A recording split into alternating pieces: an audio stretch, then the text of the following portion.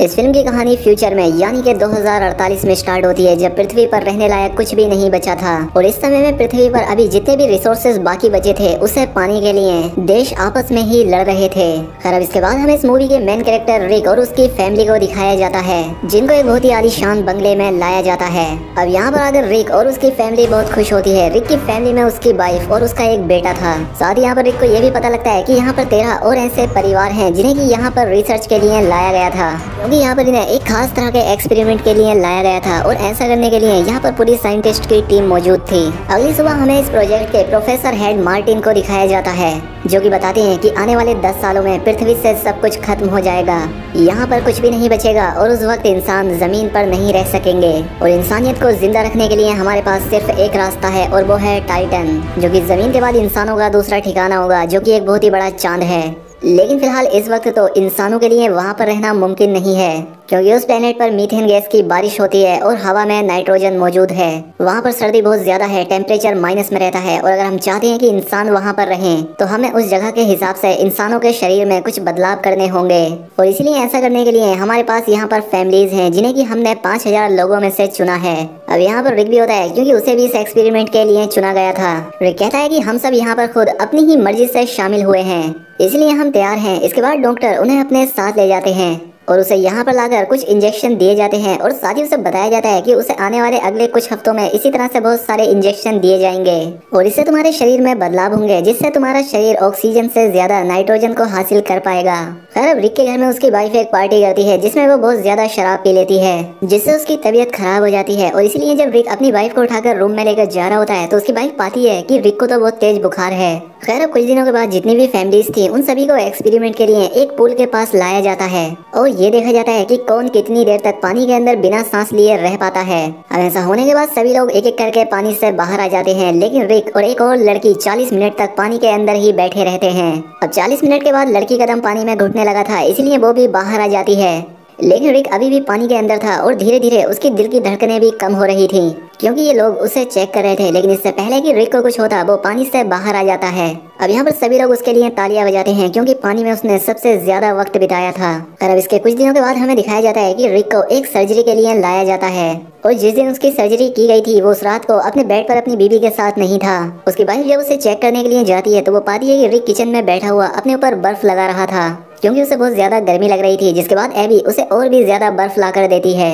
रिक AB से कहता है कि मुझे बिल्कुल भी ठंड का एहसास नहीं हो रहा।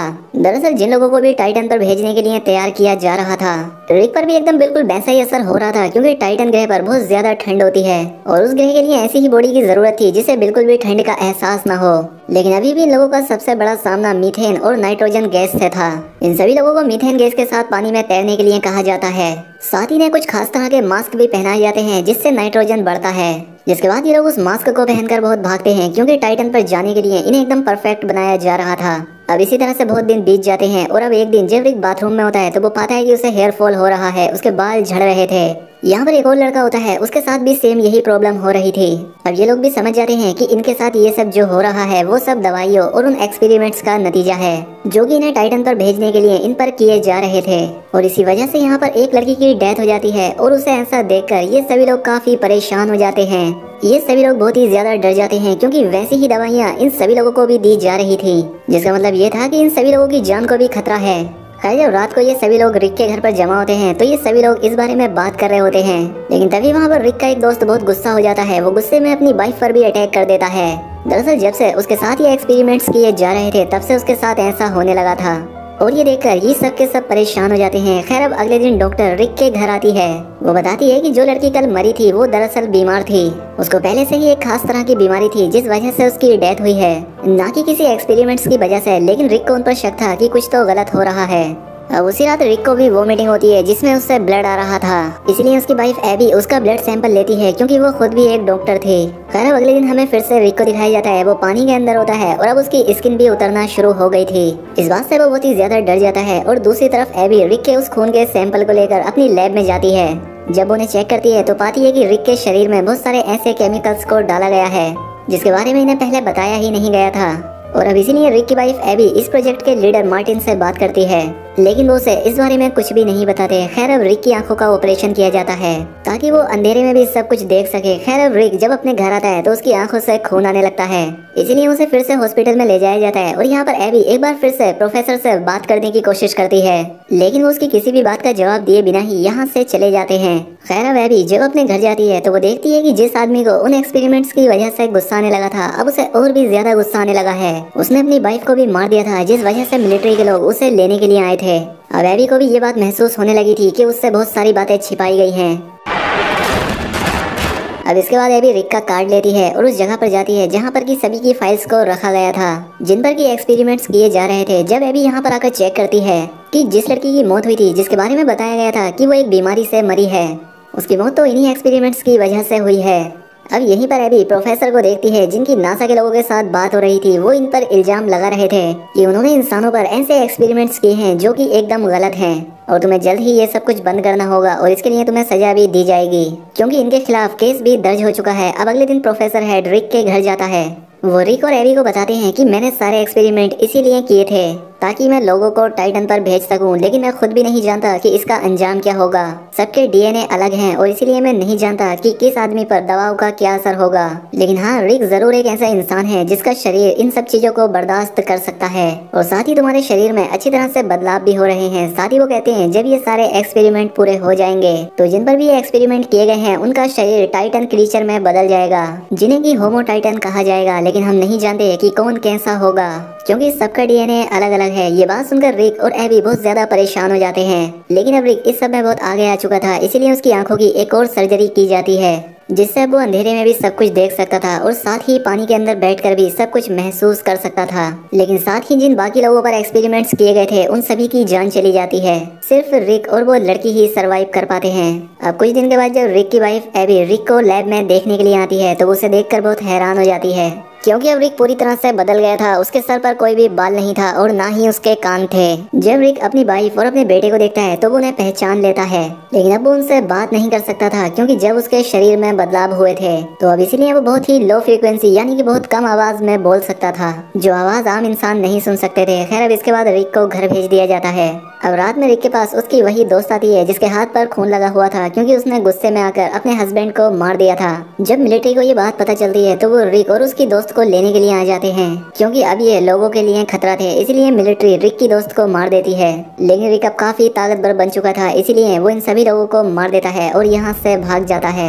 रिक के पीछे उसकी वाइफ भी जाती है। रिक अभी भी अपनी वाइफ से बहुत प्यार करता था। जब वो एबी का हाथ पकड़ता है तो वो उसके दिमाग को पढ़ने लगता है, जो कि उसकी एक नई पावर थी, क्योंकि अब वो किसी के भी दिमाग को पढ़ सकता था। और तभी यहाँ पर मिलिट्री का हेलीकॉप्टर आता है, क्योंकि रिक ने एबी के कहने पर खुद को मिलिट्री के हवाले कर दिया था। उसे दोबारा से लैब में लाया जाता है, जहाँ पर प्रोफेसर एबी से कहता है कि तुम्हें रिक को एक इंजेक्शन लगाना होगा, जिसे लगाते ही रिक अपनी पुरानी जिंदगी के बारे में भूल जाएगा। और रिक के लिए यही अच्छा होगा, क्योंकि अब हम रिक को टाइटन पर भेजने वाले हैं। और अब इसीलिए एबी ना चाहते हुए भी रिक के पास जाकर उसे वो इंजेक्शन लगा देती है। हालांकि रिक उसे मना कर रहा था, क्योंकि वो अपनी पुरानी यादों को भूलना नहीं चाहता था। अब एबी ऐसा करते ही अपनी दोस्त को लेकर वहाँ से अपने बेटे के पास चली जाती है। अब इनके जाने के बाद रिक वहाँ पर सभी सोल्जर्स पर अटैक कर देता है और वो उन्हें मारकर वापस अपने घर आ जाता है, क्योंकि दरअसल एबी ने उसके शरीर में इंजेक्शन को लगाया ही नहीं था ताकि उसको टाइटन पर ना भेजा जाए। इसलिए वो वापस अपने घर आता है तो वो अपनी वाइफ और अपने बेटे से मिलकर बहुत खुश होता है। लेकिन तभी यहाँ पर बहुत सारे मिलिट्री के लोग आ जाते हैं और उनके साथ प्रोफेसर भी थे। वो कहते हैं कि रिक को हमारे साथ जाना ही होगा, क्योंकि हम उसे टाइटन पर भेजना चाहते हैं, क्योंकि अब ये कभी भी इंसान नहीं बन सकता और ना ही अब ये जमीन पर रह सकता है। और अगर अब तुम इसे जिंदा देखना ही चाहती हो तो इसे टाइटन पर जाना ही होगा। अब रिक की जान बचाने के लिए एबी को भी ये बात समझ आ जाती है। वो रिक से कहती है कि तुम्हारे जाने का वक्त आ गया है, तुम मेरे और अपने बच्चे के लिए जिंदा रहो, तुम टाइटन पर चले जाओ। और अब इसीलिए रिक को टाइटन पर भेज दिया जाता है। अब ऐसा होने के कुछ टाइम के बाद दिखाया जाता है कि अब उनकी लैब को रिक की वाइफ एबी और उसकी दोस्त संभालती है।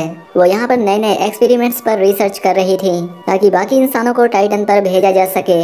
अब एक दिन एबी का बेटा बाहर खेल रहा होता है तो वो अपनी माँ को बुलाकर कहता है कि देखो ना मोम, आसमान कितना साफ है, कितना अच्छा मौसम है। तभी हम दूर टाइटन को देखते हैं, जहाँ पर कि रिक अकेला होता है। वो यहाँ पर अकेला खड़ा होता है और फिर वो एक झील की तरफ जंप लगाता है और उड़ने लगता है। यानी कि अब वो इस दुनिया में रहने के लिए पूरी तरह से परफेक्ट बन चुका था। उसे यहाँ का माहौल पसंद आने लगा था, उसे यहाँ सब कुछ अच्छा लग रहा था। वो अब यहाँ पर बाकी के इंसानों के आने का इंतजार करता है और अब इसी के साथ ये फिल्म यहाँ पर खत्म हो जाती है। तो दोस्तों उम्मीद करता हूँ कि आपको वीडियो पसंद आई होगी। अगर वीडियो अच्छी लगी हो तो वीडियो को लाइक और कमेंट करके जरूर बताएं। साथ ही चैनल पर पहली बार आए तो चैनल को सब्सक्राइब भी कर लें। मिलते हैं हमारी अगली वीडियो में।